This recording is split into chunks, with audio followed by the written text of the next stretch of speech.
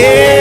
દેવ હોય તો દહકો આવે બાકી બેઠા ના બોલાવે સાંભળ્યો હારે હોય તો સંગ દ્વારકા પોગાડે મંજિલ તમારી મંજિલ તમારી જોજો હામેથી દોડી આવશે